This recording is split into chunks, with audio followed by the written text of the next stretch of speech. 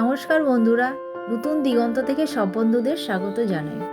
আজ আমি রান্না করব বাঁধাকপি। আর বাঁধাকপিটা শুধু করব না, বাঁধাকপিটার মধ্যে দেব একটু মাছের মাথা। আর মাছের মাথা দিলে বাঁধাকপিটা কিন্তু খেতে খুব সুস্বাদু হয়, আমার তো খুব ভালো লাগে। প্রথমে আলুটা ভেজে নিচ্ছি, আর একটু ভালো করেই ভেজে নেব, কারণ আলুটা একটু ভালো করে ভাজলে না খেতে বেশ টেস্ট হয়। তারপর মাথাগুলো ভেজে নিচ্ছি, আর মাথাগুলোকে একটু উল্টে পাল্টে ভালো করে কড়া করে ভেজে নিতে হবে, তা না হলে অনেক সময় কাঁচা গন্ধ পেকে গেলে মুশকিল।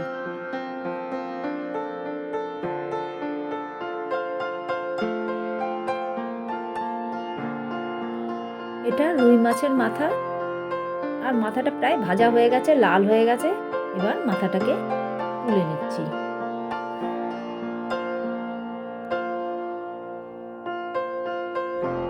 গরম তেলের পর একটু তেজপাতা দিয়ে দিচ্ছি, তেজপাতা পর একটু জিরে ফোড়ন, আর কুচানো পেঁয়াজ দিয়ে দিচ্ছি।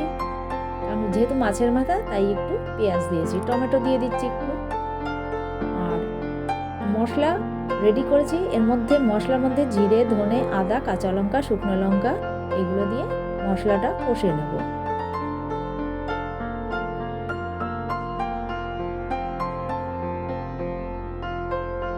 মশলাটা প্রায় হয়ে এসছে, এরপর দিয়ে দেব কুচানো বাঁধাকপি।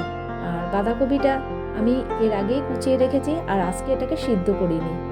শীতের বাঁধাকপি আমি খুব একটা সিদ্ধ করি না, এমনি সরাসরি দিয়ে দিই। তাই একটু নাড়াচাড়া করে নিয়ে মাছের মাথাগুলো এর মধ্যে দিয়ে দিচ্ছি।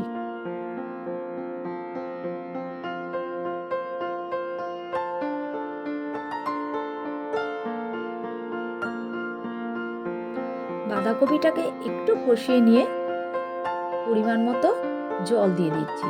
আর জলটা খুব বেশি দেবো না, বাঁধাকপি সিদ্ধ হওয়ার মতোই একটু জল দেব। তারপর আস্তে আস্তে এটাকে রান্না করব। আর এর মধ্যে বিশেষ কিছু দেওয়ার নেই, যেটা দেব সেটা হলো একটু গরম মশলার গুঁড়ো।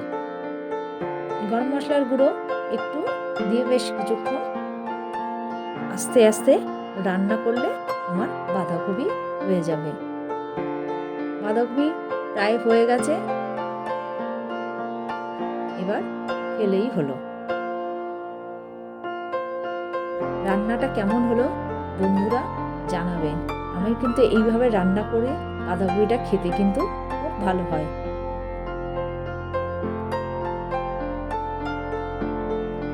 অনেক বন্ধুই আমার ভিডিও দেখে, লাইক করে, কমেন্ট করে, সত্যি খুব ভালো লাগে। তাদেরকে আবার আমি অনেক অনেক ধন্যবাদ জানাচ্ছি।